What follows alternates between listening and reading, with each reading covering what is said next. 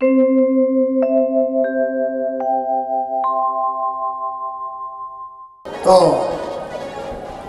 सखियों ने कहा, सीते राघव के पाँव छू,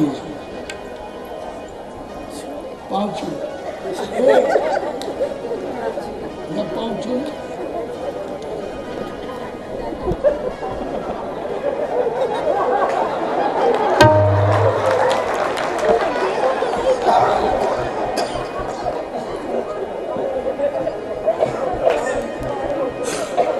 आज तो राम जी ने बाजी मार ली।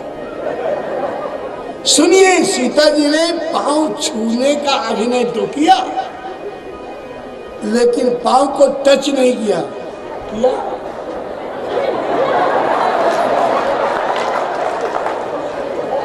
क्यों? गौतम तिय गति सूरत करी, गौतम तिय गति सूरत करी, नहीं पर सदपग पान, मन बिहसे रघुवंश मनी, प्रीति अलौकिक जान। जैसे सीता जी ने अपने हाथ बढ़ाए राम जी के चरणों को छूने के लिए, और उनके हाथ में अंगूठियां बहुत थी और उसके झालर भी हीरा पन्ना पोखरा, तो छूते छूते हाथ खींच लिया। बोले इन चरणों में एक चमत्कार है, जो भी पत्थर छू जाए वो स्त्री बन जाती है। अहिल्या छू गई थी तो वो स्त्री हो गई। चलो गई पतिलोक आनंद भरी, अहिल्या तो चली गई, लेकिन ये तो सब कुंवारी है, अनमेरिड है। अगर मैं छूँ और कहीं ये भी स्त्री बन गई तो ये सब कहाँ जाएंगे? ये तो राम जी के पास रहेंगे। जिंदगी भर मुझे सौतिया दाह सहन करना पड़ेगा, इसलिए मैं इस वक्त पाँव न छूँ, घर में जा करके निकाल करके तब आराम से छूँगा। श्री राम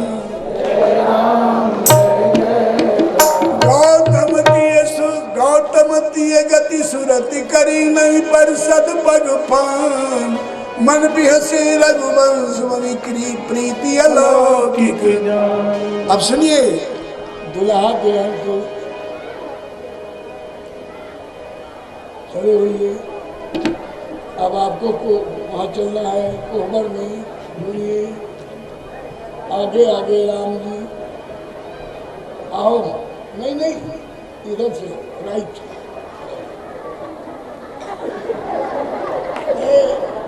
पहली बार क्या हो रहा है?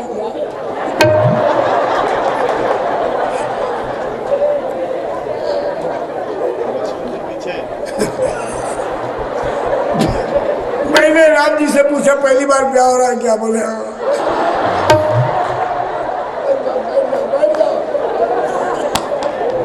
अब कोबर में क्या होता है, आपको एक बात बता दूं। मैं 2 मिनट आपका और दूंगा। आज भजन नहीं सुना सकूंगा, माताओं को घर जाना है, शाम को फिर लौटना है रासलीला में। एक चुटकी ले, हमारे यहाँ जब ब्याह होता है तो दुल्हन की सहेलियां दुल्हा से हंसी मजाक करती हैं। कभी जूता छुपा दिया, या वो पानी में अंगूठी, पता नहीं क्या क्या होता है, सुन रही बातें। श्री राम जय राम। तो 1 महीना हो गया शादी के, लेकिन राम जी से सखियों ने, कोई जनकपुर वालों ने हंसी मजाक नहीं किया। एक सखी को याद आई, बोले हमारे यहाँ संसारिक टेम्परेरी दूल्हे आते हैं तो हम लोग मजाक करते हैं, आज रामलला ब्रह्मा आया है और हमने मजाक नहीं किया। दूसरी ने कहा कि 1 महीना हो गया। तीसरी ने कहा तो क्या हुआ, हंसी मजाक करने का कोई सीजन होता है क्या? चौथी ने कहा कि फिर कैसे करोगी?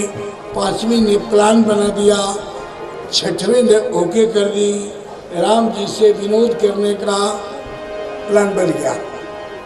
योजना बहुत सीक्रेट है, मैं भी आपको नहीं बताऊंगा, क्योंकि दीवारों के भी कभी रामलला के पास तो घुसुर हो गया। पर मैं आपको तो बता ही दूं, एक बड़ा भारी सोने का थाल और उसमें राम जी के दोनों जूते रख दिया सखियों ने, और पीले कपड़े से उसको ढांक दिया गया।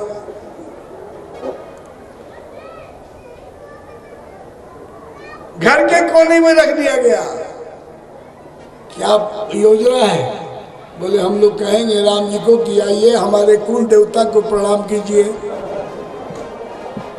और कुल देवता को प्रणाम करने के बाद जैसे सर उठ झुकाएंगे, हम लोग पर्दा खींचेंगे और राम लला अपने जूता को देखकर शर्मा जाएंगे, हम लोग ताली।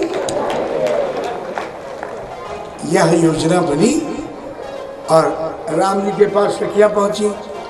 बोले राम जी, नहीं जीजा जी, रिश्ता हो चुका था ना। बोले जीजा जी, बोले हाँ सखी। बोले हमारे वंश की ये परंपरा है कि नौ दंपति के सुखद जीवन के लिए हम लोग अपने कुल देवता को प्रणाम करवाते हैं। आप भी आइए हमारे कुल देवता को प्रणाम कीजिए, हमारी ये मर्यादा है। राम जी हमारा क्यों उठे? आपकी मर्यादा है तो आपने इतनी देरी क्यों कर दी? अब राम जी को लेकर सखिया पहुंची और राम जी जल्दी जा रहे थे। सखियों ने कहा धीरे धीरे चलो राम जनक अंगना, धीरे धीरे चलो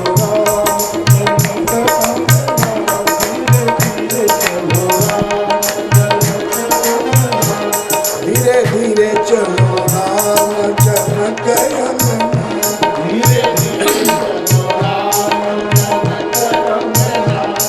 जनक अंगना हो सुनैना अंगना, जनक अंगना हो सुनैना। जय जय। धीरे धीरे चलो राम, धीरे धीरे चलो राम सासू के अंगना, धीरे धीरे चलो राम। सुनिए, बड़ा विनोद हुआ है। यहाँ से लेकर वहां जाते जाते चारों सखी चारों तरफ से घेर रखी है, कोई इधर कोई उधर, कोई पीछे पीछे चल रही है बैक गियर में राम लला के मुखमंडल को देखते हुए। एक सखी तो बिल्कुल घूर करके देखती जा रही थी। दूसरी ने कहा ए नजर लगाएगी, नजर लगाएगी क्या? ललन कहाँ टोना जन कोई मारो दुल्हन,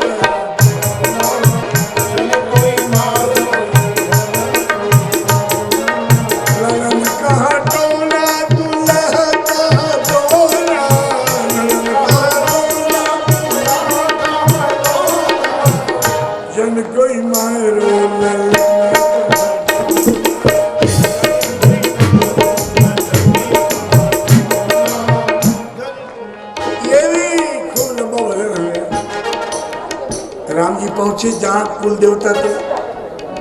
राम जी के हाथ में फूल दिया। सखियों ने कहा कि फूल चढ़ाइए, अपने कुल देवता को प्रणाम कीजिए। राम जी ने कहा कि जरूर प्रणाम करूंगा, फूल भी चढ़ाऊंगा, जरा अपने देवता का दर्शन कराइए। बोले दर्शन नहीं होता, ये तो हमेशा पर्दा में रहते हैं। बोले ऐसा कौन देवता है भाई जो पर्दा में रहता है? बोले गुप्तेश्वर देवता हैं, ये गुप्त रहते हैं। राम जी ने कहा कि ससुराल का मामला है, मैं सर झुकाऊं, पता नहीं क्या हो बीच में। राम जी ने कहा सुनो सखियों, हम भी स्पष्ट, हमारा देवता भी स्पष्ट, दुनिया देखती है सूर्य को।